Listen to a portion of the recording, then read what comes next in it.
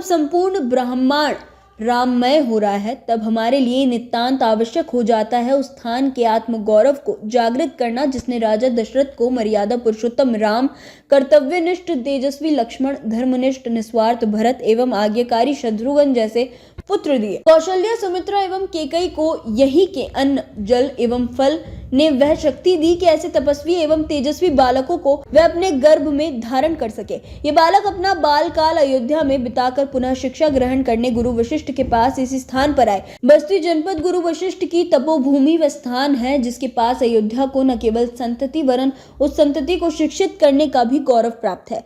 उक्त बातें राजभवन में आयोजित प्रेस वार्ता के दौरान राजमाता अश्विमा सिंह ने कहा कि यदि भारत को विश्व गुरु बनने का गौरव प्राप्त करना है तो प्रथम प्रणाम बस्ती नगर को करना होगा, परंतु श्रद्धा की अपेक्षा करने के पूर्व हमें अपनी आत्मशक्ति को पुनः सदृढ़ करना होगा और इस योग्य बनाना होगा कि हम अपने सत्कर्मों से विश्व को भौतिक, मानसिक एवं आध्यात्मिक ज्ञान देने में समर्थ हो सके।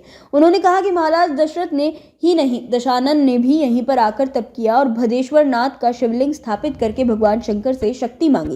राजमाता ने कहा कि जनक नंदिनी को प्रभु इसी मार्ग से लेकर आए और अयोध्या में पदार्पण के पूर्व उन्होंने यहीं विश्राम किया। पवन पुत्र भी संजीवनी लेकर इसी द्वार से गए तथा लंकापति रावण से युद्ध का वृतांत उन्होंने भरत को यहीं सुनाया। उन्होंने कहा कि कलयुग में अपने महिमा का आभास कराने के लिए यहीं के स्पंदन ने सिद्धार्थ को आत्मबोध कराया, जिससे वह सांसारिक वैभव को त्याग सत्य की खोज में निकल पड़े। राम के प्रताप को देखने के लिए कबीर वाराणसी छोड़कर प्रणोत्सर्ग करने यहीं आए। उन्होंने बताया कि 14 जनवरी से लेकर 22 जनवरी तक राजभवन उत्सव मना रहे, जिसमें बस्ती जनपद के लोगों का सराहनीय योगदान मिल रहा है। ऐसा कुछ करना होगा कि बस्ती के राममय वातावरण की गूंज रामनगरी अयोध्या तक पहुंचे। आइए देखते हैं रिपोर्ट।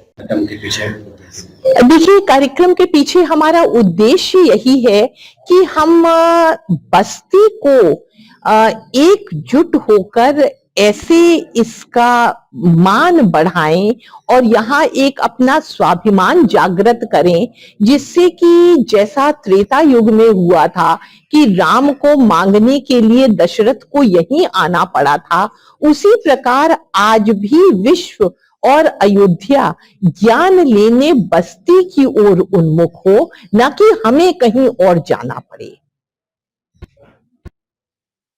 22 जनवरी पर होने वाले प्राण प्रतिष्ठा को लेकर किस तरीके से राजभवन में कार्यक्रम? राजभवन में जो कार्यक्रम है वह 14 से प्रारंभ हो चुका है।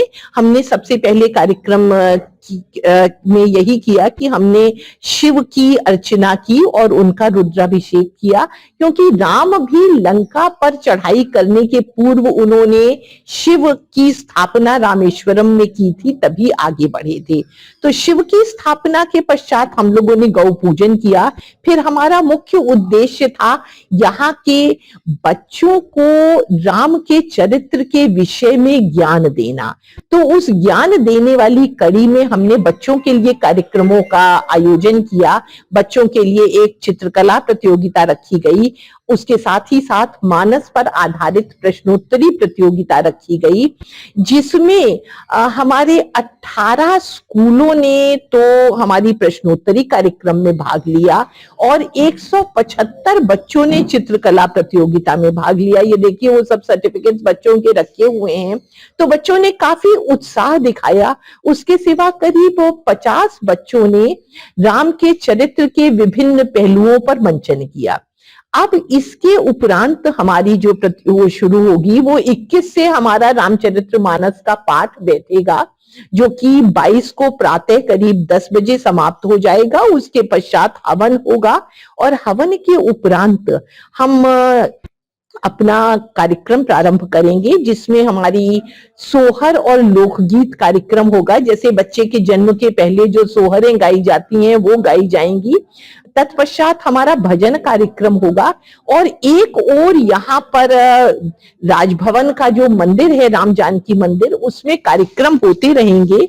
और दूसरी ओर गायत्री मंदिर से एक शोभा यात्रा निकलेगी, जिसमें कुछ झांकियां भी होंगी और शोभा यात्रा गायत्री मंदिर से अस्पताल चौराहे होते हुए यहाँ कोठी तक पहुंचेगी।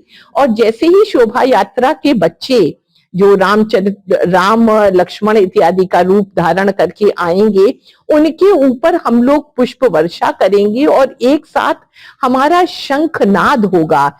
यह शंखनाद ऐसा होगा जिसकी हम चाहते हैं कि आवाज अयोध्या तक पहुंचे और हम पूरे ब्रह्मांड में गुंजित हो जाए कि यह बस्ती ने अब आह्वान कर दिया है, अब तो मूर्ति प्राणवत अपने आप हो जाएगी। क्योंकि जैसे त्रेता युग में वशिष्ठ के आश्रम ने वह अन्न और जल और वह फल दिया जिससे रानियों ने गर्भ धारण किया, उसी प्रकार इस युग में भी हम कुछ देना चाहते हैं और हम एकजुट होकर हम अगर कृत संकल्प हो जाएंगे तो हम अवश्य अयोध्या को राम देने में समर्थ हो जाएंगे।